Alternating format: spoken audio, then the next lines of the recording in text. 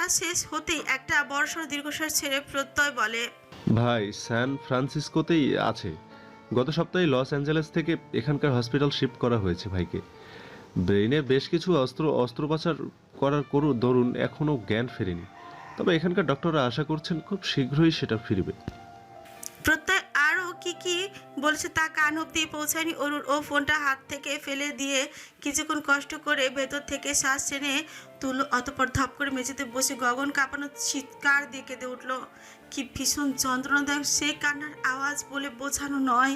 দুহাতে নিজের চুলগুলো নিজেই টেনে ধরে চিৎকার করে কাঁদছে অরু। ও এতদিন ধরে কিভাবে এসেছে, কতটা ভুল বুঝেছে, অথচ ওর স্বামী দিনের পর দিন মৃত্যুর সাথে পাঞ্জা লড়ছে, এখনো লড়ছে। এতদিন তো যা ছিল ভালোই ছিল, কিন্তু এই ভুলের ব্যথা কি করে সইবে অরু? কার ভালোবাসা সন্দেহের আঙুল তুলল ওচ্ছি। বিশাল হলরুমের মেঝেতে হুমড়ি খেয়ে পড়ে হৃদয় চিরে চিৎকার করছে অরু। ওর কান্না দেখে পুরো মহল কাঁদছে। তখনও মহল্লার সরু গলি ভেদ করে অস্পষ্ট আওয়াজে অরুর কানে ভেসে আসছে মিনারের গাওয়া দুটো ব্যথাতুর গানের লাইন। দিনের দ্বীপ্রহ চলমান, দুপুরে ভাত ঘুমে বিভোর পুরো মহল্লা। আকাশে ধূসর মেঘ চুকু ধীরে ধীরে কেটে গিয়ে তীক্ষ্ণ সূর্য কিরণে চেয়ে গিয়েছে কৃতিকঞ্চ। পুরো গলি ফাঁকা, সেই সাথে ফাঁকা পড়ে আছে সুবিশাল বাড়ির লনটাও। এই তো মাস দেড়েক আগেও কৃতিকের বন্ধুদের হুই হুল্লোড়ে আর কথার বহরে সর্বক্ষণ জমজমাট হয়ে উৎসব মুখর পরিবেশে ঘিরে থাকতো বাড়িটায়। দিঘির পাড়ের বৈঠকখানায় বিকেল হলে বসতো চায়ের আসর। অথচ মাত্র এই কয়েকদিনের ব্যবধানে সব আনন্দ উল্লাস কেমন ফিকে হয়ে গেল। বাড়িটা সেই আগেই ভুতুরে বাড়ির মতো ছিনছিন করছে। এখন চারিদিকে কেউ নেই, গন্ধটা মারাত্মক পীড়া দিচ্ছে আজকাল। আর এখন এই মুহূর্ত যা সবচেয়ে বেশি পীড়াতেছে তা হলো ক্রন্দনরত অরুর চিৎকার, ওর কান্নার আওয়াজ মহলের চার দেয়ালে বাড়ি খেয়ে ক্রমাগত প্রতিধ্বনি হচ্ছে কর্ণকুহরে, যা আরো বেশি ব্যথাতুর শোনাচ্ছে। আজ থেকে বছর খানিক আগেও কি কেউ জানতো যে ওরু নিজের বিলেতবাসী সৎ ভাইয়ের জন্য এভাবে আর্তনাদ করবে কোনোদিন? না, জানতো না তো। অরু নিজেও হয়তো জানতো না, কোনোদিন কল্পনাও করেনি। অথচ সময় ওকে কোথা থেকে কোথায় নিয়ে এলো। সবচেয়ে অপছন্দের আর বিরক্তিকর সেই ভাইয়াটার জন্য অরুর এখন কষ্টের দুঃখে জান বেরিয়ে যাচ্ছে। মনে হচ্ছে চোখের সামনে দুনিয়াটা দুলছে, মানুষপটে বেশি উঠছে শুধু একটা মুখ, একজোড়া ঘোর লাগানো চোখ, নাকে এসে স্পর্শ করছে একটা পছন্দের সুখসান, আর কর্ণকুহরে বাড়ি খাচ্ছে গাঢ় গলার আওয়াজে ঢাকা একটা মাত্র শব্দ, তুই আমার হার্টবিট। গত 1 মাস ধরে মানুষটার উপর দিয়ে কি কি গিয়েছে কে জানে। আচ্ছা, কতটা আঘাত পেয়েছেন উনি? আগের বারও তো মাথায় আঘাত পেয়ে হসপিটালে ভর্তি হতে হয়েছিল, এখন আবার। এই 1 মাসে কি একবারও ওরুর কথা মনে পড়েছিল চেতনাহীন কৃতিকের? সব কিছু কবে আবার আগের মতো হবে? আচ্ছা, কৃতিক আদৌ বাঁচবে তো? নিজের মনে পায়তারা করে বেড়ানো হাজারো অনিশ্চিত প্রশ্নের জালে জড়িয়ে গিয়ে ক্রমশ কেঁদেই চলেছে অরু। ওর ভালো লাগছে না, দম বন্ধ হয়ে আসছে, মুখের সমগ্র ছড়িয়ে পড়েছে নিমের মতো তেতো স্বাদ, গলাটা শুকিয়ে কাট, চোখের দৃষ্টি অস্পষ্ট আর ঝাপসা। দেখে মনে হচ্ছে এখনই মূর্ছা চাপে মেয়েটা। ওদিকে অরুর এহেন আর্তনাদ শুনে ওপর থেকে ছুটে আসেন আজমেরি শেখ আর জাহানারা। অনু ডাইনিংয়ে খাবার পরিবেশন করছে। ছোট্ট বোনকে হঠাৎ এভাবে ভেঙে চুরে পড়ে কাঁদতে দেখেও দৌড়ে আসে হলে। তড়িঘড়ি করে হাঁটু ভেঙে বসে দু হাতে আগলে ধরে অরুকে। অনু অরুকে ধরে রেখেছে।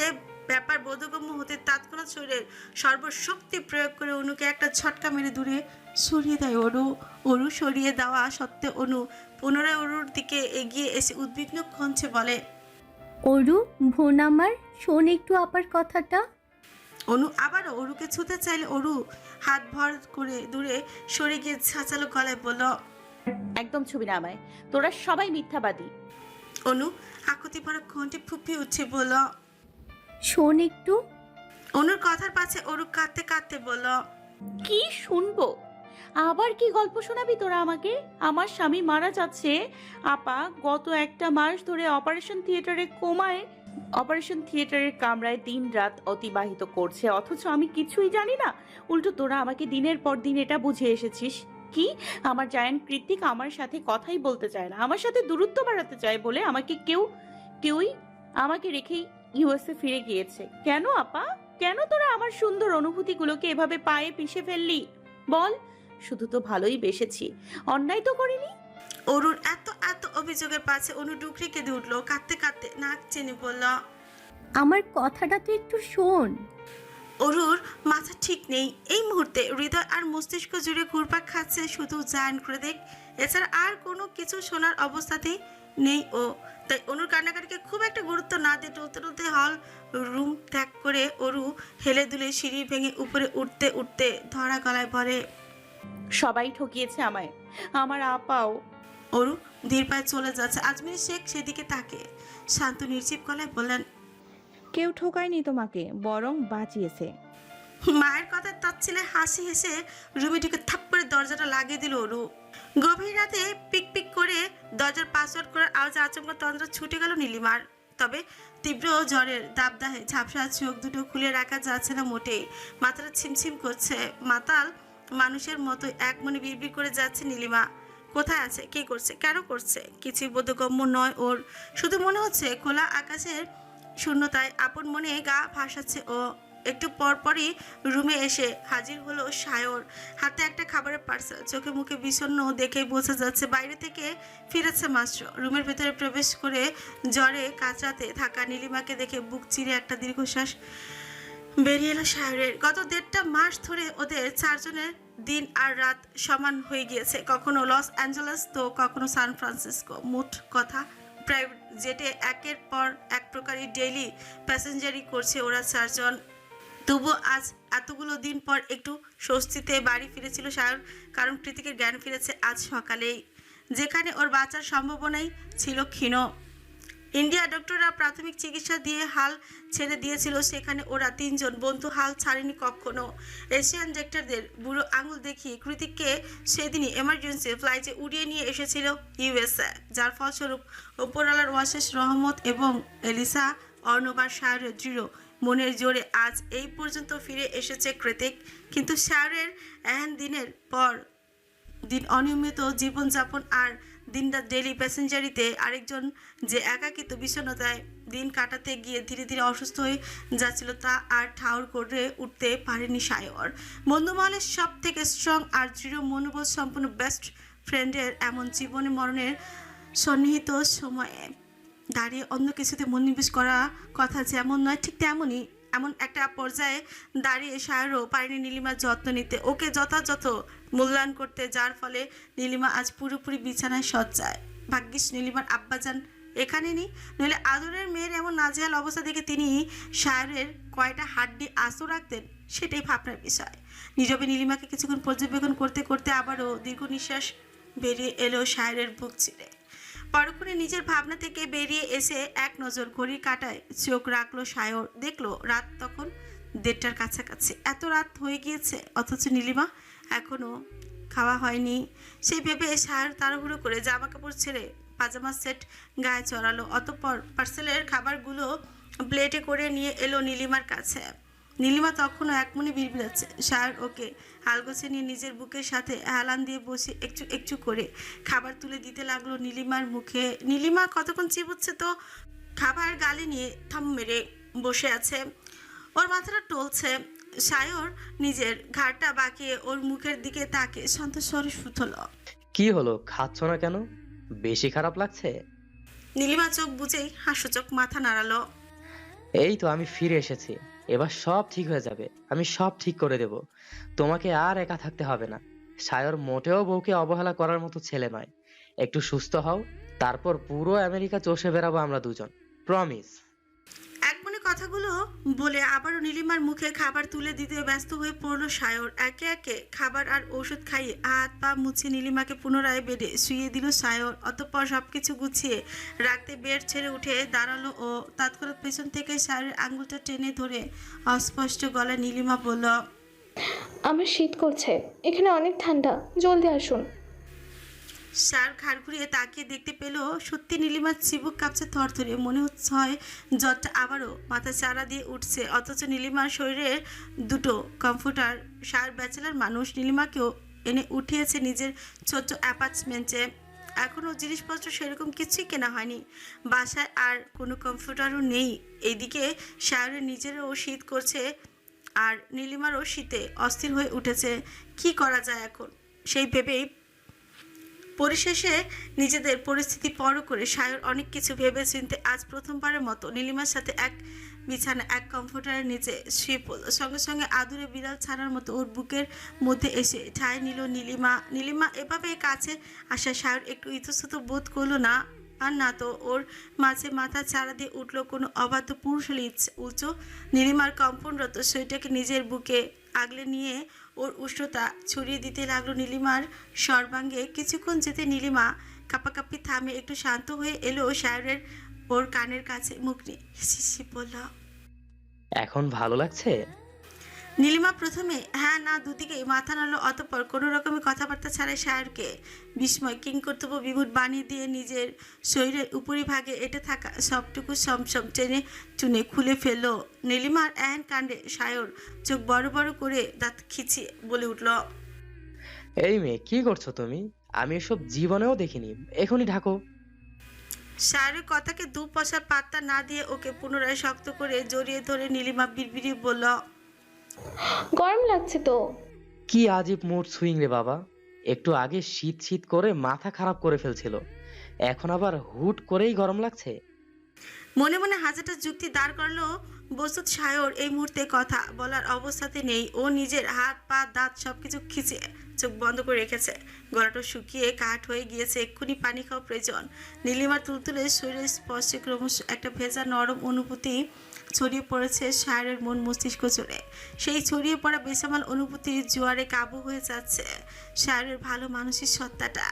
ওর হৃদয়টা অবাধ্য কিছুর আশকারা দিয়ে যাচ্ছে বারবার, কিন্তু সেটা তো সম্ভব না। নীলিমা তো এমনিতেই জ্বরের করে বুধ হয়ে আছে, তার উপর সম্পর্কটা এখনো এতটা স্বাভাবিক হয়নি। অজ্ঞতা উপায়ন্তর না পেয়ে সায়র দু হাত মুষ্টিবদ্ধ করে তাতে দত খেঁচায়, নিজের মনটাকে ধমকাচ্ছে ক্রমাগত, নিজেকে নিজে চোখ রাঙিয়ে বলছে, control Sayar, control your self.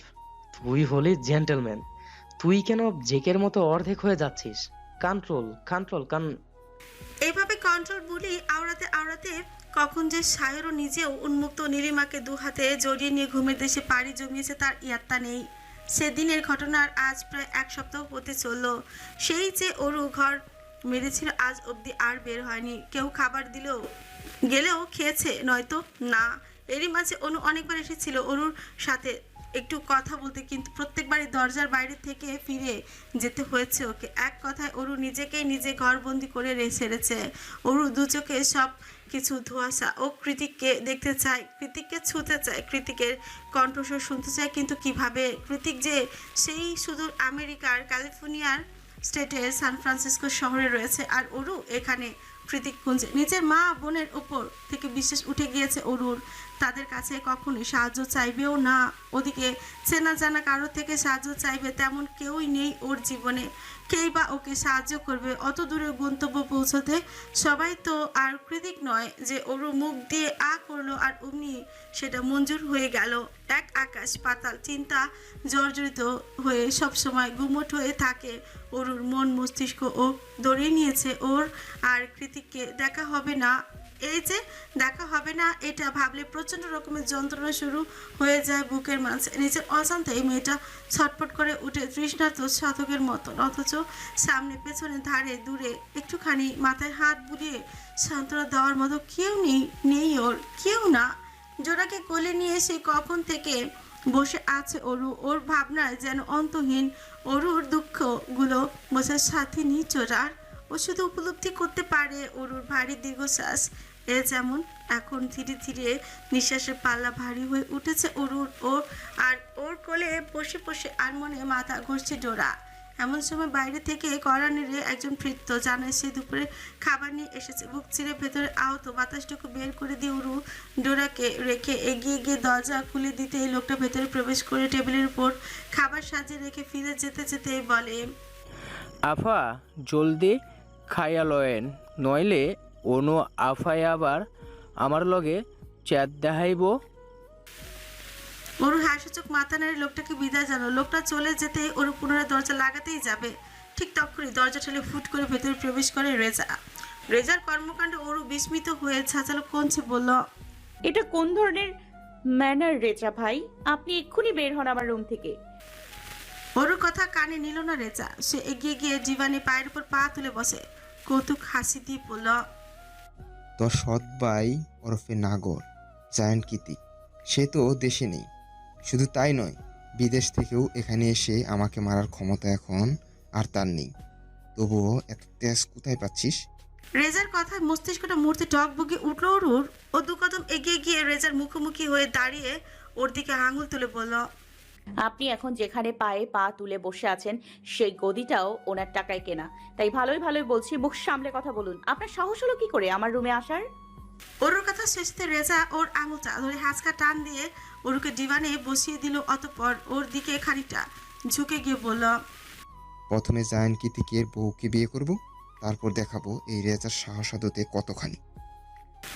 রেজার কথায় অরুর ফিরিত দৃষ্টি নিক্ষেপ করে ক্রুদ্ধ স্বরে বলে উঠছে, আপনি না আপাকে ভালোবাসতেন, এই কদিনেই ভালোবাসা শেষ হয়ে গেল? অরুর কথায় রেজা তাচ্ছিল্য করে হেসে বলে, ভালোবাসা মাই ফুড, ওর থেকেও আমার তোকে বেশি ভালো লাগে। আমি জানি তুই ভার্জিন না, কিন্তু তাতে আমার যায় আসে না, বিশ্বাস কর। রেজার কথাগুলো বলতে বাকি সঙ্গে সঙ্গে ওর গাল বরাবর চোখ মুখ খেচে শক্ত চর বসাতে দেরি হলো না অরুর। চর মেরে ওর দিকে অগ্নিদৃষ্টি নিক্ষেপ করে অরু বলল, আপনি আমার দিকে যে নোংরা দৃষ্টিতে তাকিয়েছেন তার শাস্তি স্বরূপ আপনার চোখ দুটোই তুলে দেবে জয়ন কৃত্তিক, শুধু অপেক্ষা করুন। এমনিতে জায়ান্ট কৃতিকের মার খেয়ে খেয়ে ভর্তা হয়ে গিয়েছে রেজার শরীরটা। তার উপর অরুর কথার মাথায় শুধু জায়ান্ট কৃতিকের বয়ান করছে। যে মানুষটা 1000 মাইল দূরে হসপিটালে বেডে পড়ে আছে, তার উপরে এখনো কি ভরসা মেয়েটার? ব্যাপারটা পুছে আসছে, রক্ত ছড়ে উঠল রেজার মাথায়। জায়ান্ট কৃতিকের ওপর এতদিন ধরে দমিয়ে রাখা সুপ্ত প্রতিহিংসার আগুনটা মুহূর্তে দাউ দাউ করে জ্বলে উঠল মস্তিষ্কে। সঙ্গে সঙ্গে খেয়ে হারল রেজা। এক হাত দিয়ে অরুর চুলগুলো মুষ্টিবদ্ধ করে কঠিন গলায় বলল, বুঝেছি, যেটা আর কয়েকদিন পরে করতাম সেটা এখনই করতে হবে। প্রতিশোধ তো আমি নিতামই রু, কারণ তুই হলি আমার প্রতিশোধের মক্ষম অস্ত্র। তোকে কিছু বলা বা করা মানেই জায়ান্ট কিতিকের কলিজায় আঘাত করা। তবে এত তাড়াতাড়ি এই সুবর্ণ সুযোগটা পেয়ে যাব সেটা আমি আশা করিনি। রেজার কথা শুনে এবার মুখ থেকে রক্ত সরে গেল অরুর। ও আতঙ্কিত চোখে রেজার দিকে তাকে দৃষ্টি দৃঢ় গলায় বলল, রুম থেকে এক্ষুনি বেরিয়ে যান, নয়তো খুব খারাপ হবে। রেজা কুটিল হেসে নিজ পাঞ্জাবির বোতামগুলো খুলতে খুলতে বলল, কেন খারাপ কেন হবে? সৎ ভাইয়ের সাথে যা করতে পেরেছিস তা মামাতো ভাইয়ের সাথে করলে কি সমস্যা? মানছি তোর সৎ ভাই একটু বেশি সুদর্শন, কিন্তু তাতে কি? যে দেখ, তোর সৎ ভাইয়ের থেকে আমার বয়স কম। ওনাকে সৎ ভাই বলে বলে আপনি মোটেও আমাকে দুর্বল করতে পারবেন না। উনি আমার স্বামী। ওনার ওপরওয়ালার নাম নিয়ে 3 কবুল বলে বিয়ে করেছেন উনি আমায়। আর নিজের জায়ান্ট কৃত্তিকের সাথে তুলনা করা বন্ধ করুন, তার নখেরও যোগ্যতা নেই আপনার। কথাটা বলে দু হাতে রেজাকে ধাক্কা দিয়ে সরিয়ে দিল অরু। তারপর তাড়াহুড়ো করে ডিভান থেকে উঠে গিয়ে পা বাড়ালো বাইরের দিকে, কিন্তু যেতে আর পারল না। তার আগেই ওর টপসের কলারটা শক্ত হাতে টেনে ধরল রেজা। একটানে অরুকে নিজের কাছে এনে দাঁড় করিয়ে ওর চোখের দিকে চোখ রাঙানো দৃষ্টিপাত করে বলল, আমার হাত যে ঠিক কতটা লম্বা তা তুই কল্পনা করতে পারবি না ওরু। তাই ভালোই ভালোই বলছি, চুপচাপ বিছানায় গিয়ে শুয়ে পড়। এবার সত্যি সত্যি ভয় পাচ্ছে ওরও। এই মুহূর্তে এরকম একটা বাজে পরিস্থিতিতে পড়ে ওর অন্তর আত্মা থরথরে কাঁপছে। এতটা সাহস দেখিয়ে ওর রেজাকে দমানো যাচ্ছে না মোটেও। সেই ভেবে অপারক উরু এবার সত্যি সত্যি ঠোঁট ভেঙে কেঁদে উঠল। রেজার থেকে নিজেকে ছাড়ানোর বৃথা চেষ্টা করতে করতে বলল, ছেড়ে দিন, ভালো হবে না একদম। এই পাপের চরম শাস্তি পাবেন আপনি। যখন এর পাপ তখন দেখা যাবে, এখন এনজয় করি, কি বলিস? ক্রু হেসে কথাটা বলে রেজা যখনই ওর কাছাকাছি আসতে উদ্যত হয়, ঠিক তখনই ওর গাল বরাবর আছড়ে পড়ে একটা শক্তপোক্ত হাতের চপটাঘাত। ভীষণ জোরে থাপ্পড় খেয়ে তাল সামলাতে না পেরে 2 কদম পিছিয়ে যায় রেজা। সঙ্গে সঙ্গে ওর অন্য গালে আবারও চর বসিয়ে দিল আগন্তুক। থাপ্পড় খেয়ে রেজা ধরাশায়ী হয়ে তাড়াহুড়ো করে রুম ত্যাগ করলো। ও সরে যেতেই অরু দেখতে পায় অনু দাঁড়িয়ে আছে ওর মুখ বরাবর। রাগের তোপে রক্তিম হয়ে উঠেছে অনুর সমগ্র মুখশ্রী, যেন এক্ষুনি রেজাকে সর্বা বিনাশ করবে। ও ওদিকে অনুকে দেখা মাত্রই এক ছুটে ওর বুকের উপর এসে হুমড়ি খেয়ে পড়লো অরু। শব্দ করে কেঁদে উঠে অতি আপন সুরে ডাকলো অনুকে, আপা! বিকেল ছাপিয়ে গধূলির আভায় ছেয়ে গিয়েছে চারিপাশ। বাড়ির পেছনে পাখিদের খেঁচের মিচির শব্দ শুনি বোঝা যাচ্ছে আরেকটু পরে সন্ধ্যা আধারে পর্দা টেনে রাত নেমে আসবে ধরণী জোরে। তখনই গলির মাথা থেকে ভেসে আসছে মুয়াজ্জিনের সুমধুর আহ্বান। বোধহয় আসরের সালাতের সময় হলো। অনু কোলে মাথা রেখে শুয়ে নিপজপ চোখে বাইরে চেয়ে আছে অরু। ওর দৃষ্টি অনুসরণ করে অনু তাকিয়েছিল এতক্ষণ। হয়তো অরুকে একটু স্বাভাবিক হয়ে ওঠার সময় দিচ্ছিল ও, কিন্তু এখন তো অনুকেও বাড়িতে ফিরতে হবে। তাই কোনোরূপ সময় নষ্ট না করে হাত বাড়িয়ে অরুর চোখের সামনে পাসপোর্ট, ভিসা আর বোর্ডিং পাসের কাগজগুলো এগিয়ে দিল অনু। চোখের সামনে পাসপোর্ট দেখতে পেয়ে হকচকে উঠে বসলো অরু। অতঃপর সেগুলোকে হাতে দিয়ে উলচে পাচে চোখে দেখে বিস্মিত চোখে অনুর পানে তাকিয়ে অরু শুধ হলো, এগুলো তো আমার, তুই এগুলো কিভাবে? না মানে অরুর কথার মাঝপথে অনু মুচকি হেসে ওর কপালে হাত বুলিয়ে জানালো, প্রত্যয় সাহায্য করেছে। এই সপ্তাহেই তোর ফ্লাইট। কৃতিক ভাইয়ার কাছে চলে যাও রু, তার তোকে প্রয়োজন। অরু ছলছল চোখে একবার কাগজগুলোর দিকে তো একবার অনুর দিকে তাকাচ্ছে। কোনো মতে গলার কান্না মাঝে কান্নাটা আটকে রেখে অবিশ্বাসের সুরেও ও বলে উঠল, আপা তুই জোগাড় করেছিস এগুলো, কিন্তু তুই তো। অনু এবার টান মেরে অরুকে বুকের মাঝে নিয়ে ওর পিঠে হাত বুলিয়ে দিয়ে বলে, আমি জানি তুই খালি মুখে আমার কোনো কথাই শুনতে রাজি না, তাই ভাবলাম অপরাধ যেহেতু করেছি প্রায়শ্চিত্তটাও আমিই করি। কিন্তু তুই বল, কৃতিক ভাইয়ার অমন অবস্থা শুনলে তুই আদেও ঠিক থাকতে পারতিস? অরু মাথা তুলে অনুর চোখে চোখ রেখে শুধল। কি হয়েছিল আপা? অনু বলে, কৃতিক ভাইয়ার এর আগেও নাকি অ্যাক্সিডেন্ট হয়েছিল ইউএসএ বসে। তখনই ওনার ব্রেন সেলসগুলো আহত ছিল, রক্ত জমেছিল অনেক দিন ধরে। আর দ্বিতীয়বার সে একই জায়গায় আঘাতপ্রাপ্ত হওয়ায় ওনার আর বাঁচার সম্ভাবনা ছিল না। এমনকি তোর যখন জ্ঞান ফিরল তখনও কৃতিক ভাইয়ার অবস্থা ছিল বেশ ক্রিটিক্যাল। ওনাকে লাইফ সাপোর্টে রাখা হয়েছিল অনেক দিন। আর তখন তো তুইও অসুস্থ ছিলি। এমন একটা সময়ে যদি তোকে এসব জানাতাম তুই ঠিক থাকতিস বল? কৃতিকের বিগত 1.5-2 মাসের কন্ডিশন শুনে অরুর কাঁদতে কাঁদতে হিচকে উঠে গেছে। শ্বাস টেনে নিতে তুলতেও পারছে না মেয়েটা। তবু অস্পষ্ট আওয়াজে অনুকে বলল, আপা এসব কি বলছিস তুই? উনি এতটা কষ্ট কিভাবে সহ্য করেছেন? আমাকে কেন নেওয়া হলো না ওনার সাথে? অনু ফোঁস করে একটা দীর্ঘশ্বাস ছেড়ে বলল, ওনার বন্ধুরা নিতে চেয়েছিল তোকে, কিন্তু মা যেতে দেয়নি। তাছাড়া এমন একটা পরিস্থিতি যে কারোরই কথা বাড়ানোর উপায় ছিল না। অরু কাঁদছে খুব। অনু ওর মাথায় হাত বুলিয়ে পুনরায় বলল, এখনো আপার উপর রাগ করে থাকবি? অরু আকস্মাৎ অনুকে জড়িয়ে ধরে কাঁদতে কাঁদতে এদিক ওদিক না সূচক মাথা নাড়িয়ে বলল, একটু না, তুই বেস্ট আপা, তোর মতো আপা দুটো নেই। তুই আমার মা হলি না কেন বলতো? অরু ক্রন্ধনরত কথার পাছে অনু শুধু মিষ্টি করে হাসল। তারপর হাসতে হাসতে বলল, ইউএসএ ফিরে আমার স্বামীটাকে কান ধরে প্লেনে তুলে দিবি, মনে থাকে যেন। তোর স্বামীর সেবা করতে করতে আমার স্বামীটা শুকিয়ে গেল বোধ হয়। অনুর কথা শুনে অরু এবার কাঁদতে কাঁদতে ফিক করে হেসে দিল। আজ কতগুলো দিন বাদে অরু একটু হাসলো। কালো মেঘের বর্বরতা ছাপিয়ে মেঘের চাদর ভেদ করে একটুখানি আলোক ছটা উকি দেওয়ার মতো অরুর একটুখানি হাসিতে মুহূর্তে প্রফুল্লতায় সজীব হয়ে উঠল অনুর হৃদয় মন সবকিছু। অবশেষে নিজেই নিজেকে বাহাবা দিয়ে মনে মনে আওড়ালো অনু, আমি আপা হিসেবে অতটাও খারাপ নই। নদীর স্রোতের মতোই সময় বয়ে যায়। বহমান স্রোতের সময়ের স্রোতে গা ভাসিয়ে আজ আবারও জীবনে দ্বিতীয়বারের মতো আমেরিকার মাটিতে পা রাখলো অরু। তবে আজ আর আপার সঙ্গে নয়, বরং একা একা এসেছে অরু। একা এসেছে বলে ভুল হবে। মনের মাঝে অনেকটা সাহস আর আত্মবিশ্বাস ধরে রেখে আসতে হয়েছে অরুকে। জীবনের কিছু কিছু পরিস্থিতিতে যেমন উপরওয়ালা ছাড়া কেউ পাশে থাকে না, অরুর জন্য একাকী ইউএসএতেও আসাও তেমন একটা জীবন যুদ্ধ ছিল, যা অরু অত্যন্ত সাহসিকতার সাথে পার করে এসেছে। আর এখন উবারে করে এগিয়ে যাচ্ছে কৃতিকের সেই নির্জন শহরতলির দিকে, যেখানে ওদের প্রথম প্রেমের সূচনা হয়। যদিও অরু জানে না কৃতিক আদৌ বাড়িতে নাকি হসপিটালে। এদিকে নতুন কেনা ফোনটা চার্জের অভাবে বন্ধ হয়ে আছে, প্রত্যয়ের সাথে যোগাযোগ করার উপায়ও নেই। তবুও বাড়ির পাসওয়ার্ড তো অরু জানা, সেই হিসাবে মতো এয়ারপোর্ট থেকে বেরিয়ে বাড়ির উদ্দেশ্যে রওনা হয়েছে ও। এখনও অনেকটা পথ যাওয়া বাকি অরু যদিও আমেরিকাতে, কিন্তু এই মুহূর্তে ওর মনটা পড়ে আছে সুদূর কৃতিক কোঞ্চে। কাল আসার আগ মুহূর্তে প্রত্যেকটি ঘটনা মস্তিষ্কে ঘুরপাক খাচ্ছে বারবার। সেসব ভাবতে ভাবতেই অরু ব্যাক সিটে ক্লান্ত শরীরটা এলিয়ে দিল অরু। কাল যখন অরু নিজের ট্রলির সমেত বেরিয়ে যাচ্ছিল আজমিরি শেখ কেন যেন তখনও নিশ্চুপই ছিলেন। বোধ করি তার দাম্ভিকতা, তার জিদি মানসিকতা কিছুটা হলো ক্ষীণ হয়ে এসেছে এতদিনে।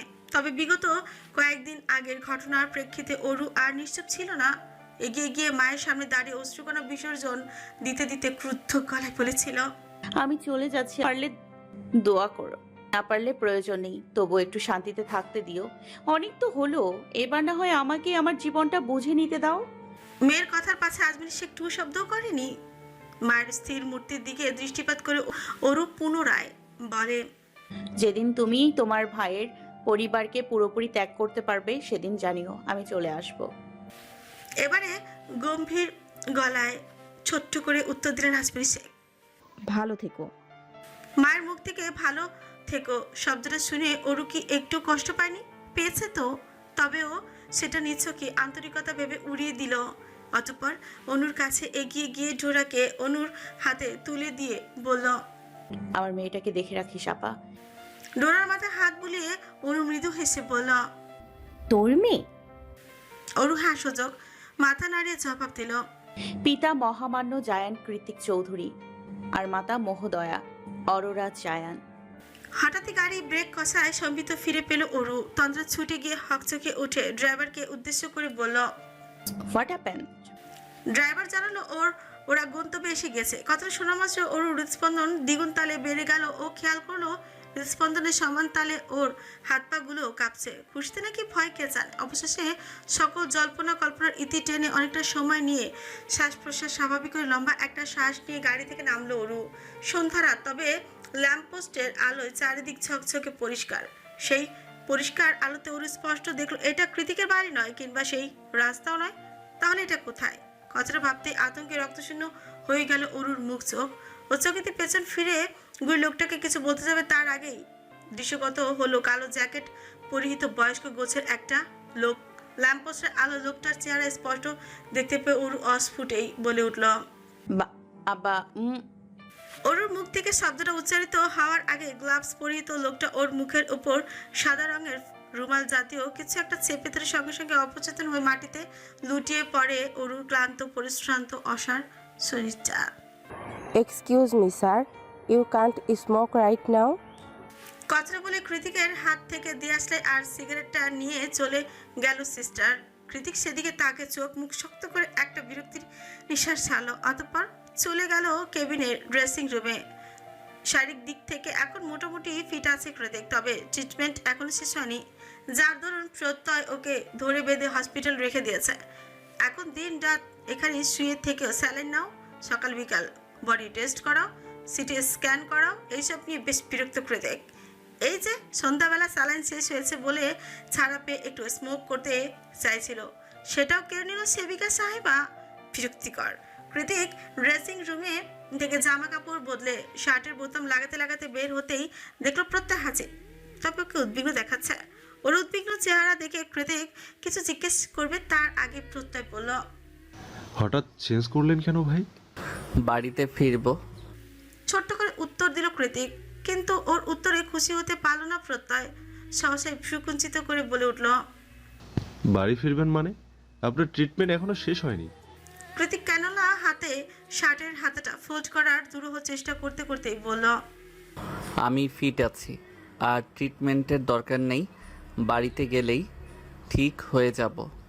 প্রত্যয় জোর গলায় বলল, বললেই হলো ফিট আছেন? ডক্টর বলেছে আপনি ফিট নেই, আরও ট্রিটমেন্টের প্রয়োজন। আগের বারও এমন করেছেন, এবার আর আমি আপনাকে যেতে দিচ্ছি না। যা ট্রিটমেন্ট বাকি আছে সব বাসায় গিয়ে করব, এখানে আর এক মুহূর্তও নয়। কৃতিকের কথার পাশে প্রত্যেক কিছু বলবে তার আগে ওর ফোনটা বেজে উঠলো তার স্বরে। তৎক্ষণাৎ প্রত্যয় এক প্রকার হুমড়ি খেয়ে পড়ে ফোনের উপর। ওপাশ থেকে কে কি বলছে শোনা গেল না। এপাশ থেকে প্রত্যয় বলল, ও শিট, এখনো পাওনি? দেখো আশেপাশে খুঁজে পেয়ে যাবে। ওর ফোনটাও বন্ধ। প্রত্যয়ের কথায় ভাঁজ পড়লো কৃতিকের চওড়া কপালে। ও এগিয়ে গিয়ে গম্ভীর গলায় বলল, কি হয়েছে? কাকে পাওয়া যাচ্ছে না? প্রত্যয় একটা শুষ্ক ঠোক গিলে আমতা করে বলে উঠল, ভাই আসলে অরুণ নামটা শোনা মাত্রই কৃতিকের দু হাতে প্রত্যয়ের গলা চেপে ধরে উদ্বিগ্ন স্বরে বলল। অরুর কি হয়েছে? প্রত্যয় এবার ঘুরিয়ে পেঁচিয়ে কিছু না বলে কৃতিকে খুলে বলল সবটা। সব শুনে কৃতিকের চোয়াল শক্ত হয়ে এলো। ও দুশ্চিন্তাগ্রস্তদের মতো নিজের কপালে আঙুল বোলাতে প্রত্যয়ের ঝাড়ি দিয়ে বলল, oh my goodness, are you fucking kidding me? Pratyay Ehsan, আমার বউ ইউএসএতে আসছে অথচ আমি জানি না। আমাকে আগে জানাওনি কেন? ওয়াই? প্রত্যয় আতঙ্কিত স্বরে বলল, কোম্পানির কাজে নিজে যেতে পারিনি বলে গাড়িও পাঠিয়েছি আমি, কিন্তু শাট আপ। কৃতিকের ক্রুদ্ধ স্বরে থেমে গেল প্রত্যয়। কৃতিক কয়েক মিনিট থম মেরে বসে কিছু একটা ভাবলো। অতঃপর শার্টের বোতামগুলো খুলতে প্রত্যয়ের উদ্দেশ্যে বলল, তোমার হুডিটা খোলো ফার্স্ট। তৎক্ষণাৎ দুহাত আড়াআড়ি করে বুকের উপর চেপে প্রত্যয় গাদো গলায় বলল, কি বলছেন ভাই এসব? কৃতিক শার্ট খুলে হাতের ক্যানোলা টেনে হিঁচড়ে খুলতে বলল, ঢং বাদ দিয়ে যা বলছি তাই করো। অগত্যা উপায় অন্ত না পেয়ে নিজের সমঝমটুকু খুলে কৃতিকের হাতে তুলে দিল প্রত্যয়। হুডিটা গায়ে ছড়িয়ে মাথার বাজ কাট স্টাইলের চুলগুলো, সেলাইয়ের দাগগুলো ক্যাপের সাহায্যে ঠেকে নিল কৃতিক। তারপর প্রত্যয়ের ফোন, এয়ার প্লাগ আর গাড়ির চাবি হাতিয়ে নিয়ে প্রত্যয়কে রুগী বানিয়ে রেখে আস্তে করে হসপিটাল থেকে বেরিয়ে পড়ল। ও দুনিয়া উল্টে গেলেও হয়তো অরুকে খোঁজার জন্য বেরিয়ে যেত কৃতিক সেখানে। এখন তো সে বেশ ভালোই সুস্থ। গাড়িতে বসে ড্রাইভ করতে কানে এয়ার প্লাগ লাগিয়ে সবার আগে কৃতিক কল দিল অর্ণবকে। ওপাশ থেকে হ্যালো বলতে কোনো রকম আজে বাজে কথায় না গিয়ে কৃতিক সরাসরি বলল, একটা নাম্বার দিচ্ছি, অ্যাজ সুন অ্যাজ পসিবল লোকেশনটা ফরওয়ার্ড করো আমায়। যেহেতু কৃতিকের ভাব ভঙ্গিমা ছিল বেশ সিরিয়াস, তাই অর্ণব আর বেহুদা প্রশ্ন করলো না, বরং কৃতিকের কথায় সায় জানিয়ে কল কেটে তাড়াহুড়ো করে লেগে পড়লো কাজে। কৃতিক এই মুহূর্তে বাড়ির দিকে যাচ্ছিল, কারণ অরু যদি ক্যাব নিয়ে এগোয় তাহলে বাড়ির দিকেই এগিয়েছে। তবে মাঝপথে হঠাৎ করেই ফোনে টুংটাং আওয়াজ তুলে লোকেশন ট্র্যাকিংয়ের মেসেজ আসায় গাড়ির স্পিড কিছুটা কমিয়ে আনলো কৃতিক। অতঃপর ফোন হাতে নিয়েই লোকেশনের এক নজর চোখ বোলাতেই মুখের আদল শক্ত হয়ে এলো ওর। চোখ দুটো রং পাল্টে ধারণ করলো হিংস্র পাখের রূপ। মুহূর্তেই গাড়ি ঘুরিয়ে রাস্তা বদলে স্পিডোমিটারে 100-র উপর গতি তুলে ফুস করে চোখের আড়াল হয়ে গেল ব্ল্যাক মার্সিডিজ গাড়িটা। আমেরিকাতে এখন পুরোদমে গ্রীষ্মকাল, যে কারণে ঘড়ির কাঁটা 8-এর ঘরে গিয়ে ঠেকলে তবে সূর্যাস্ত হয় এখানে। বাংলাদেশে তো 8টা মানে নিশতি রাত, সেখানে আমেরিকাতে 8টার সময়ও মিয়ে যাওয়া সূর্য কিরণে ঝকঝক করছে চারিপাশ। সূর্যের আলো আর হু হু বাতাস দুটোই এখন এখানে মাত্রাতিরিক্ত। তবুও যেহেতু 8টা বেজে গিয়েছে তাই সন্ধ্যা নামার মুহূর্ত এখন। এদিক দিয়ে ছেলেপেলেরা সব বাস্কেটবল বেসবল খেলে ক্লান্ত হয়ে বাড়ি ফেরার রাস্তা ধরেছে। ঠিক তার বিপরীত দিকের রাস্তায় ধরে বাতাসের বেগে এগিয়ে যাচ্ছে ব্ল্যাক মার্সিডিজটা। কৃতিক এত দ্রুত আর উম্মাদের মতো গাড়ি চালাচ্ছে যে গাড়িটা অতিক্রম করার সময় আশেপাশের পথচারীরা থমকে দাঁড়িয়ে যায়। একজন তো চোখের আড়াল হওয়ার পরেও তাকিয়ে থাকে বিস্ময়ে। একটু আগে অর্ণব যে লোকেশনটা পাঠালো সেটা এদিকে, এয়ারপোর্ট থেকে বেশ অনেকটা দূরে কোনো এক নির্জন এলাকায়। ক্যালিফোর্নিয়াতে এরূপ নির্জন শহরতলির অভাব নেই।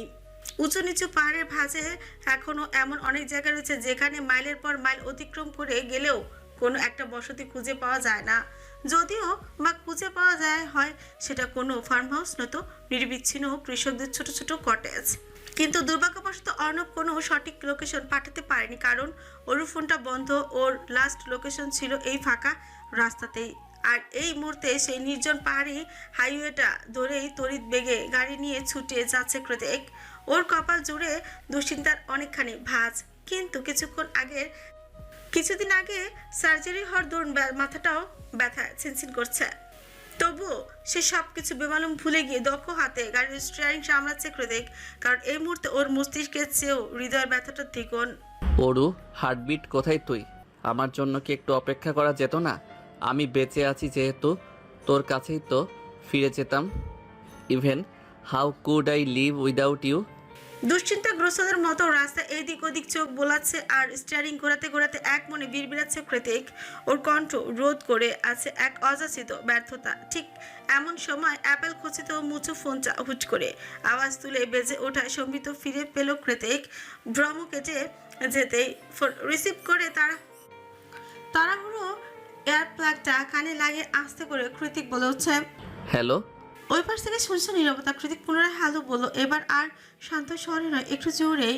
কৃতিক এপাশ থেকে হ্যালো উচ্চারণ করার সঙ্গে সঙ্গে ওপাশ থেকে ভেসে এলো ক্রন্দনত অরুর খাইকুই আওয়াজ। ওর কথা স্পষ্ট নয়, শুধু বোঝা যাচ্ছে অরু হিচকি তুলে খাচ্ছে খুব, তবে ওর গলার স্বরটা ক্ষীণ অস্পষ্ট। মুখটা বাঁধা হবে হয়তো। মোবাইলের অপর পাশ অরুকে এভাবে কাঁদতে শুনে আকস্মাত হাইওয়ের মাঝখানে গাড়ি ব্রেক কষলো কৃতিক। ওর চক্ষু ছানা বড়া, মস্তিষ্কটা পুরোপুরি ফাঁকা হয়ে গিয়েছে। কোনো কিছু বুঝে উঠতে না পেরে কৃতিক বোকাদের মতো অবিশ্বাসের সুরে ডেকে উঠল অরুকে। ওরু জান আমার। কৃতিক ডেকে উঠতে খ্যাক খ্যাক আওয়াজে কৌতুক মিশ্রিত হাসি ভেসে এলো ওপাশ থেকে। ওই বিশ্রী হাসির আওয়াজটা কর্ণ করে পৌঁছাতে চোখ মুখ শক্ত হয়ে গেল কৃতিকের। সন্দেহিত চোখ তার রং পাল্টালো মুহূর্তেই। হাসির রহস্য ধরতে পেরে কয়েক সেকেন্ডের মাঝে কৃতিকের সমগ্র মুখশ্রীর আগে রক্তিম বর্ণ ধারণ করলো ও তৎক্ষণাৎ ধত পিছে গজে উঠছে বলল, who the hell are you fucking asshole? কৃতিকের রণমূর্তি অনেকেরই ভয়ের কারণ। ওর এহেন চেহারা, সুরত আর ধারালো কথার ভঙ্গিমা ওর বন্ধুদের কাছেও স্বাভাবিক মনে হয় না কখনো কোনো কালে।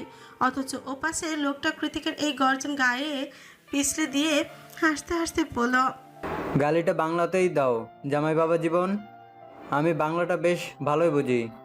লোকটার কথায় ভ্রু কুঞ্চিত হয়ে এলো কৃতিকের। ওর সঙ্গে সঙ্গে প্রত্যুত্তর করে বলল, কি চাই?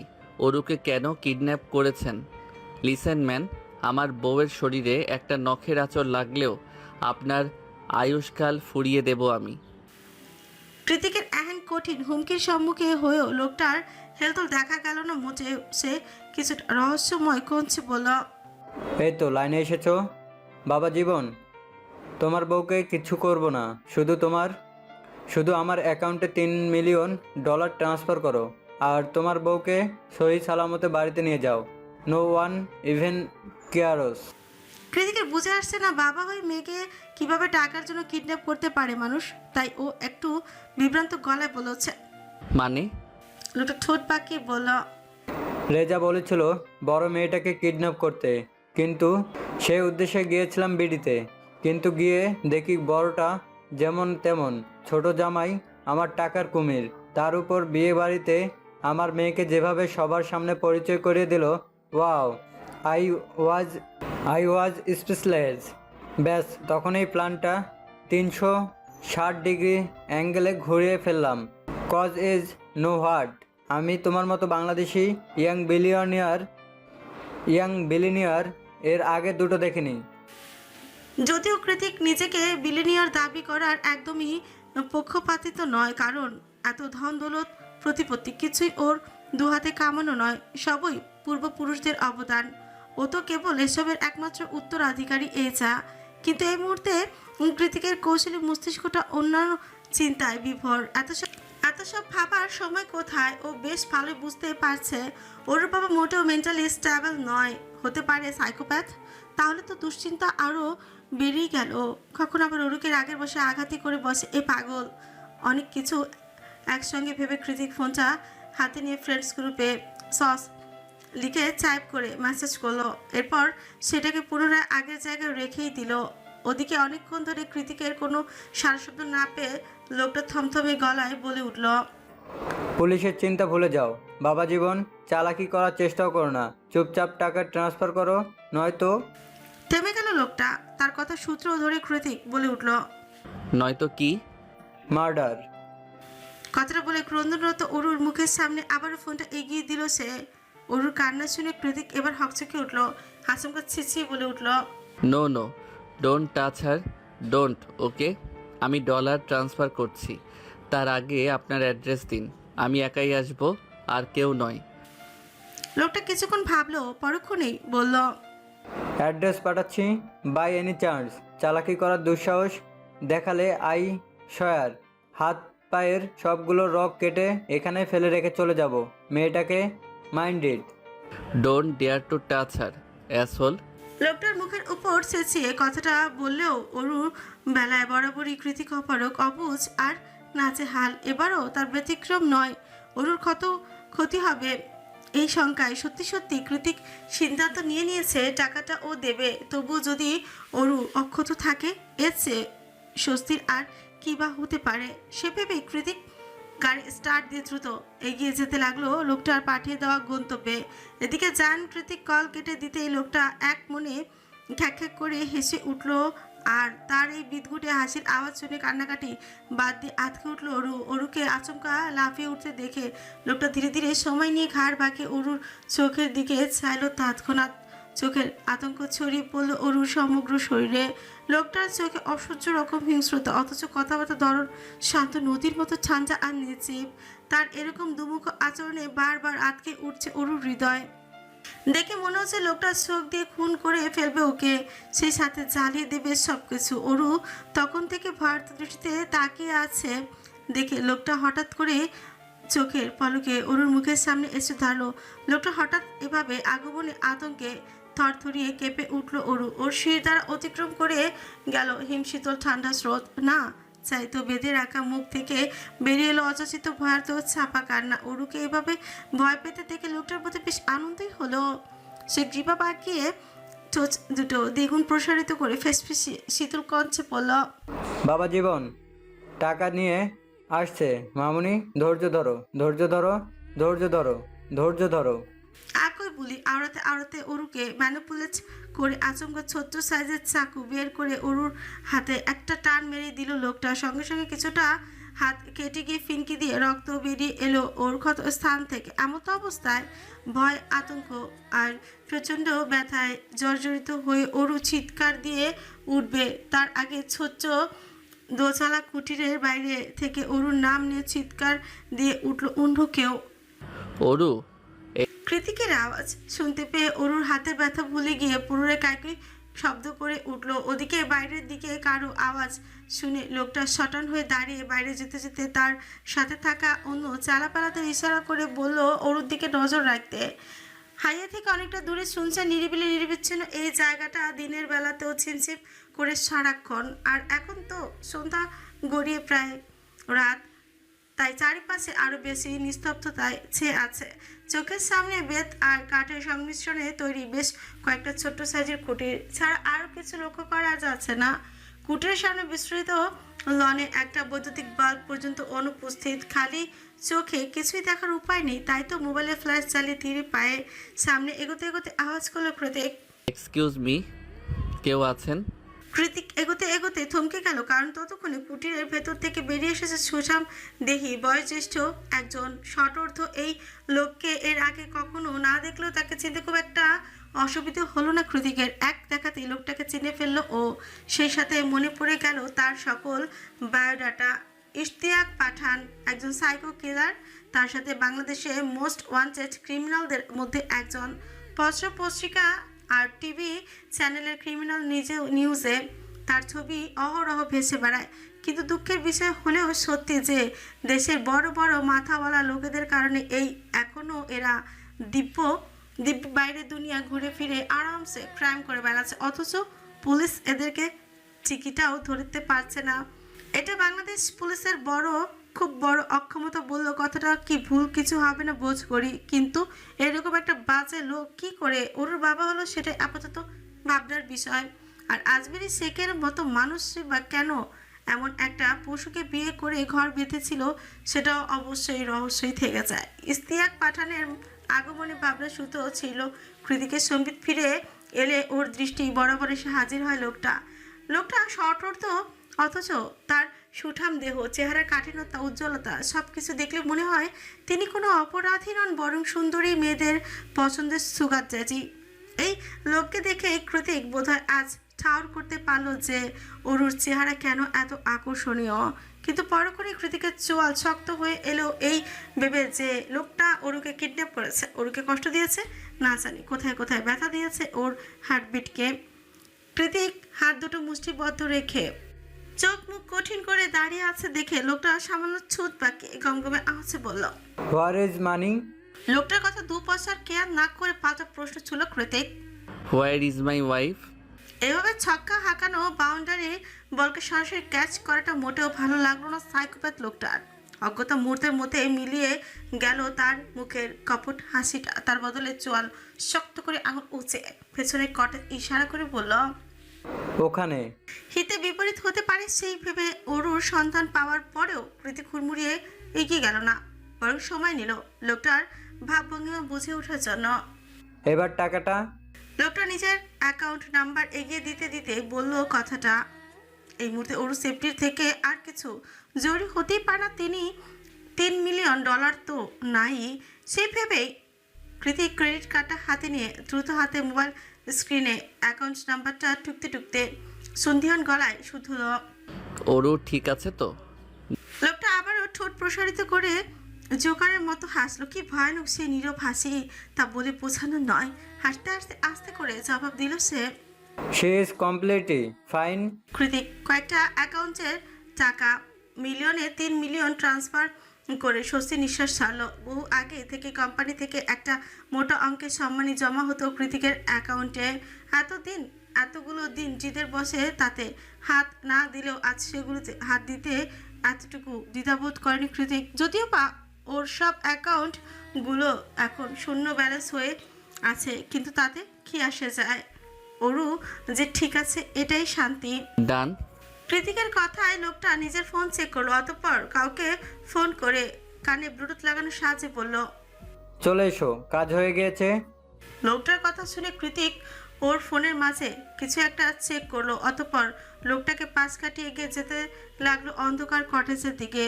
একদিক দিয়ে ইশতিয়াক পাঠান বেড়ে যাচ্ছে, অন্য দিক দিয়ে কৃতিক লঞ্চ ছাড়িয়ে কটেজের দিকে এগিয়ে যাচ্ছে। আড়াআড়ি একটা দৃশ্য, দুজন দুজনকে পাশ কাটিয়ে চলে যাচ্ছে। যেতে যেতে কৃতিক আরও একবার ফোন চেক করলো। ওদিকে ধীর পায়ে সামনে এগিয়ে যেতে যেতে পেছনে ঘুরে একজন কৃতিকের বাজ পাখির মতো তীক্ষ্ণ চোখ দুটোর দিকে তাকে বাঁকা হাসলো লোকটা।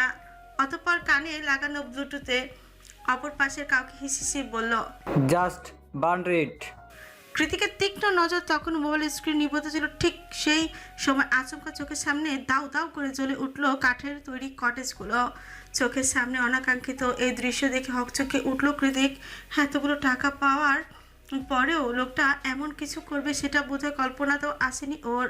ওই জন্য হুট করে ঘাবড়ে গিয়ে দাউ দাউ করে জ্বলন্ত কুটিরগুলোর নজর বুলিয়ে লোকটার পানে অবিশ্বাসের চোখে তাকালো কৃতিক। ওর আহত চোখ দুটোর দিকে তাকে লোকটা গা ছাড়া ভাবে হেসে বলল, কেন যেন মনে হয়েছিল বাবা জীবন আমাকে এত সহজে ছেড়ে দেবে না, তাই ছোট্ট একটা প্রোটেকশন দিলাম। এবার তুমি ভাবো কি করবে, আমাকে ধরবে নাকি নিজের বউকে বাঁচাবে? কথা বলতে বলতে ভাবলেশীন হয়ে ছোট উল্টালো লোকটা। কৃতিকের চোখ তখন জ্বলে উঠেছে তীব্র রাগে, অগ্নি স্ফুলিঙ্গ মারাত্মক ক্রোধে শরীরটা কাঁপছে ওর।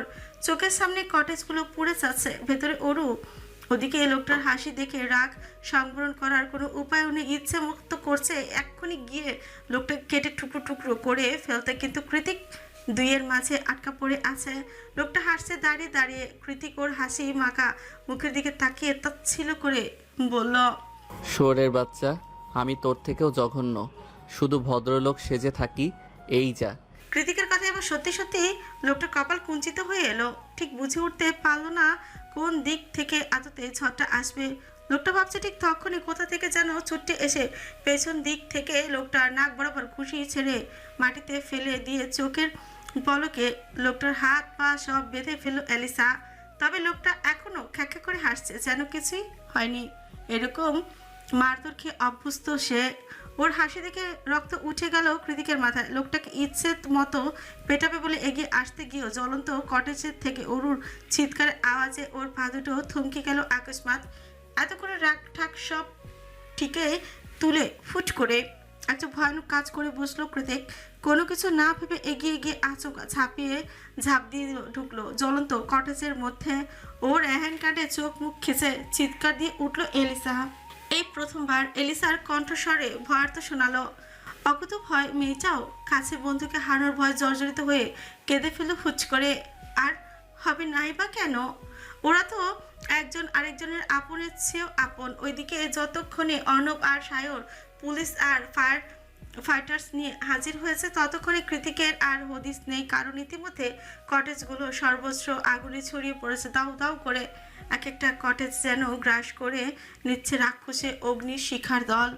এখানে এসে এমন জ্বলন্ত আগুনের লিহানের মাঝে কৃতিককে হারিয়ে যেতে দেখে সায়র আর অর্ণব দুর্বল চিত্তে হাঁটু ভেঙে থপ করে মাটিতে বসে পড়লো একই সাথে। কৃতিক এত সহজে হার মানার ছেলে নয়। খুব অল্প বয়সে জীবনে ওকে অনেক কিছু দেখিয়ে দিয়েছে। তাছাড়া ও বরাবরই বেপরোয়া স্বভাবের। পুলিশের মধ্যে ভয় ডর কিচ্ছু নেই বললেই চলে, যদিও বা থেকে থাকে সেটা শুধুমাত্র অরুকে হারানোর ভয়, যে ভয় আগাগোড়া তটস্থ কৃতিক। আর আজ এই মুহূর্তে অরু জ্বলন্ত কুটিরের মধ্যে নির্দ্বিধায় পা বাড়িয়েছে ও ছোট্ট ঘরে চারিদিকে আগুন ছড়িয়ে পড়ল। ভেতরে ধোয়ার কুণ্ডলিতে ঝাপসা হয়ে আছে কৃতিক। ধোয়ার মধ্যে ছুটে গেল অরুর নিকট। অরুর হাত পা মুখ সবকিছু চেয়ারের সাথে বাঁধা, লম্বা চুলগুলো মাটি ছুঁই করছে, মাথাটাও টলছে। ওর হয়তো ভেবে নিয়েছিল এটাই ওর শেষ, কিন্তু হঠাৎ করে সবসময়ের মতো আধারে মরিচিকার মধ্যে একটুখানি আলো চটা হয়ে ওর সামনে এসে দাঁড়ালো ওর সেভিয়র, ওর জায়ান্ট কৃতিক, যাকে এই মুহূর্তে ঝাপসা অথচ ব্যাকুল চিত্তে পরখ করছে অরু। কৃতিক হুডি পরে আছে, মাথাটা ক্যাপ দিয়ে সম্পূর্ণ ঢাকা, তবুও লম্বা চুলের অনুপস্থিতিটা ঠিকই ধরতে পারলো অরু। সেই সাথে কৃতিক শুকিয়ে গিয়েছে অনেকটা। এতগুলো দিন পরে এতটা বিচ্ছেদের যন্ত্রণা ইতি টেনে কৃতিকের মুখোমুখি হওয়াটাও ছিল অরুর কাছে স্বপ্নের মতো সুন্দর আর চমকপ্রদ। তাই তো এই আগুনের লেলিহান, এই শারীরিক যন্ত্রণা, এই ফাঁকা মস্তিষ্ক সবকিছুকে ছাপিয়ে চোখের সামনে কৃতিককে দেখতে পেয়ে সহসাই ছটফট করে উঠলো অরু। মুখ বাঁধা অবস্থাতে কেঁদে উঠলো চিৎকার করে। কৃতিক ব্যথাত চাহনিতে তাকিয়ে আছে অরুর মুখের দিকে। এই যে এই মুহূর্তে ওকে দেখে হাত পা দমাচ্ছে আর শব্দ করে কাঁদছে। আজ এই মুহূর্তে দাঁড়িয়ে অরু ঠিক বুঝতে পেরেছে সেদিনে সেই স্বপ্নে অরু যখন গভীর চোরাবালিতে নিচে হারিয়ে যাচ্ছিল তখন ওর হাতটা অন্য কেউ নয়, স্বয়ং কৃতিকই টেনে ধরেছিল। কারণ ও এতদিনে এতটুকু তো বিশ্বাস করে ফেলেছে যে শেষ নিঃশ্বাসের আগ পর্যন্ত এই লোকটা ওর হাত ছাড়বে না, কিছুতেই ছাড়বে না। কৃতিক এগিয়ে গিয়ে তাড়াহুড়ো করে অরুর হাত পায়ের বাঁধন খুলে দিতে অরু তৃষ্ণাত ছাতকের মতো উঠে দাঁড়িয়ে নিজের কাঁপা কাঁপা হাত দুটো ছোঁয়ালো কৃতিকের মসৃণ তীক্ষ্ণ গালে। সেভাবেই দু হাত রেখে এক ধ্যানে দেখতে লাগলো নিজের ফেরারি ভালোবাসার মুখখানা। আজ কতগুলো দিন বাদে এই মানুষটাকে স্পর্শ করলো ও ভীষণ স্বস্তিতে দম বন্ধ হয়ে আসছে অরুর। চোখ দুটো ঝাপসা। কৃতিক কোনো কিছু না বলে অরুর হাতে ছুঁয়েছে কি ছোঁয়ায়নি তার আগে আকস্মাৎ চেতনা হারিয়ে কৃতিকের বুকে ঢলে পড়লো অরু। ফায়ার ফাইটারদের সাহায্যে অচেতন অরুকে কোলে নিয়েই খুব সহজেই বাইরে বেরিয়ে আসতে পেরেছে কৃতিক। ততক্ষণে ইস্তিয়াক পাঠানকে ধরে ফেলেছে ইউএস পুলিশ। কৃতিক অরুর সমেত লোকটার কাছে এগিয়ে এসে বলল, ইউ ফাকড আপ শ্বশুর আব্বা। আগেই বলেছিলাম তোকে আমি কৃতিক এতটাও ভদ্রলোক নই। এবার জেলে গিয়ে ডিসাইড করো 3 মিলিয়ন দিয়ে কি করবি। আর হ্যাঁ, এটা বাংলাদেশ পুলিশ নয় যে চাইলেই বড় মাথাওয়ালাদের পা চেটে বেরিয়ে আসবি। তোকে উপযুক্ত শাস্তি প্রদানের জন্য ঠিক যা যা করার দরকার আমি তাই করব। প্রথমে আমেরিকান গভর্নমেন্টের কঠোর শাস্তি ভোগ করে নে, এরপর না হয় কোনো দিন মুক্তি পেলে আমি নিজেই তোর জমদূত হব। তুই আর এই জীবনে আমার হাত থেকে নিস্তার পাবি না। কথা বলে লোকটার মতো করে নিঃশব্দে একটা কপট হাসি দিল কৃতিক। অন্ধকারের মাঝে হৃদয় কাঁপন ধরিয়ে দেবার মতোই ভয়ানক দেখালো সেই মেঘি হাসি।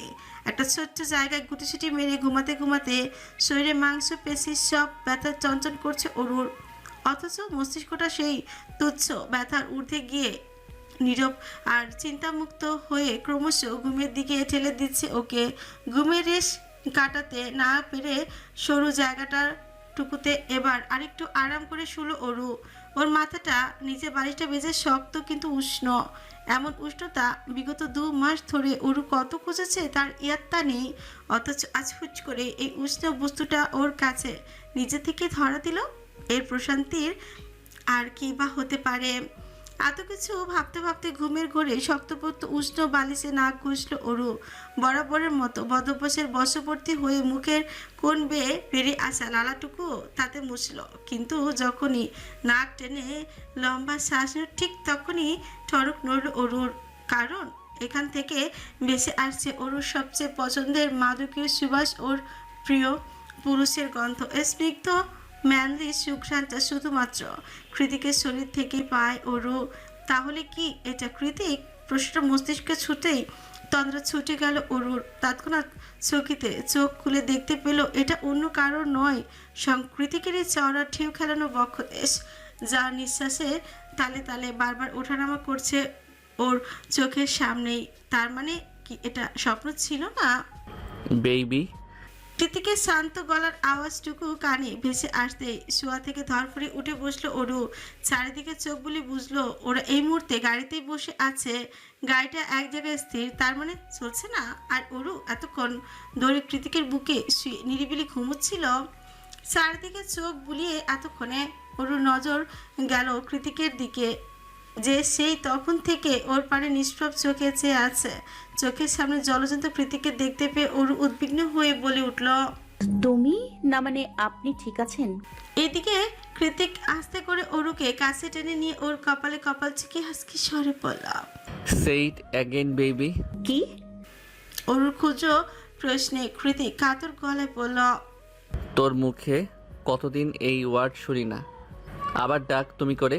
কৃতিকের কথায় অরুর চোখের কার্নিশ পেয়ে গড়িয়ে পড়ল তপ্ত নোনাজল। কৃতিকের এই সামান্য কথাতে যে কি পূর্ণতা ছিল তা ভাষায় প্রকাশ করতে পারবে না অরু।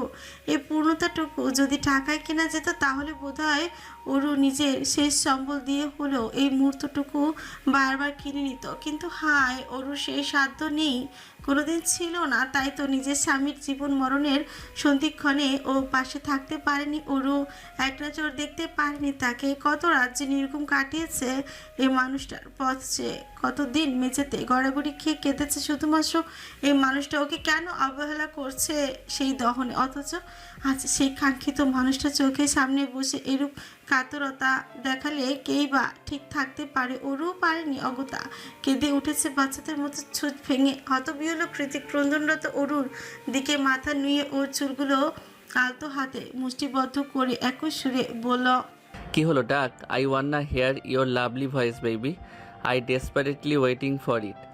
কৃতিক ওর জন্য এমন ভাবে ব্যাকুল হয়ে উঠেছে দেখে অরু আর নিজেকে সামলাতে পারল না। মাথা উঁচে আলতো হাতে পুরুষালী খড়খড়ে গাল দুটো স্পর্শ করে আজ প্রথমবারের মতো চোখ বন্ধ করে নিস্তে উদ্বেগে কৃতিকের ছোট ছোয়ালো অরু। কান্নার তোর বেড়েছে, বই কি কমেনি? সেই কান্নারত আওয়াজে কৃতিকের ছোটে চুমুকে ফিনফিনে অরু বলল, তুমি আমার, তুমি তুমি আমার, তুমি তুমি আমার, তুমি যতবার শুনতে চাও ততবার ডাকবো। তবুও দয়া করে আর দূরে যেও না, মরে যাবো আমি। অরুর এহেন কথায় কৃতিকের শক্তপোক্ত পাথরের হৃদয়টাও হুট করে কেমন ধরে এলো। ও স্পষ্ট অনুভব করতে পারছে ওর হৃদয়ে কষ্ট হচ্ছে, ব্যথায় ছিনছিন করছে বুকের বাম পাশটা। অজ্ঞতা অরুকে আজকাল টান মেরে নিজের কোলে বসিয়ে শক্ত করে বুকে চেপে ধরলো ওর ছোট্ট নারীর শরীরটা। অরুকে শক্ত করে জড়িয়ে ধরে ওর গলায় মুখ গুজে দিয়ে অস্পষ্ট আওয়াজে কৃতিক বলল, বেবি, আমি মরে গেলে তোর কি হতো বলতো? কে ভালোবাসতো তোকে আমার মতো করে? সেই চিন্তাই তো এখন আমার প্রেশার ফল হয়ে যাচ্ছে। অরু কাঁদতে কাঁদতে জবাব দিল, আপনি মরে গেলে আমিও মরে যেতাম, আর কারোর ভালোবাসার দরকার নেই আমার। আপনি যা দিয়েছেন তা আমার এক জীবনের জন্য যথেষ্ট। ওর কথা শুনে কৃতিক এবার মাথা তুলে ওর চোখে চোখ রেখে নিজের হাত পেছনে থেকে অরুর জামার মধ্যে ঠুকিয়ে দিয়ে বলল, তুই আমার জন্য এতটা পাগল কবে হলি অরু? অরু নাক টেনে টেনে বলল, জানি না তো।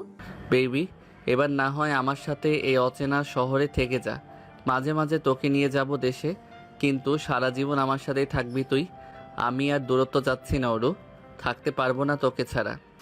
কৃতিকের কথা শুনে অরু ওর হুডির ফিতা আঙুল ঘোরাতে ঘোরাতে বলল, থেকে গেলে কি করবেন? অরু তুলতুলে কোমল পৃষ্ঠদেশে আলতো হাতে স্পর্শ করে ওর কপালে কপাল ছিকিয়ে কৃতিক হিসিয়ে বলল, আদর করব, অনেক আদর করব, একটু কষ্ট দেব না, আই প্রমিস। অরু ঠোঁট উল্টে বলল, কিন্তু আপনি তো রেগে গেলে মারেন। কৃতিকের হাতের স্পর্শ প্রগাঢ় হলো, সেভাবে জিভ দিয়ে অদর ভিজিয়ে কৃতিক জবাব দিল, আমি মারব, আবার আমি আদর করব, সব আমি করব, আর কেউ না। কারণ তুই আমার যতখানি আছিস, আমি তার থেকেও তোকে আরও বেশি চাই। Heartbeat, the more I have of you, the more I want you, you know what I mean. কৃতিকের হাত দুটো অবাধে বিচরণ করছে অরু জামার ভেতর। এহেন স্পর্শে ঠান্ডার মাঝে মাত্রাতিরিক্ত উষ্ণতায় রক্তিম হয়ে উঠেছে ওর মুখমণ্ডল, হাত পা অবশ হয়ে আসছে, যার ফলস্বরূপ কনভারসেশনটা আর এগিয়ে নিয়ে যেতে পারলো না অরু। চুপচাপ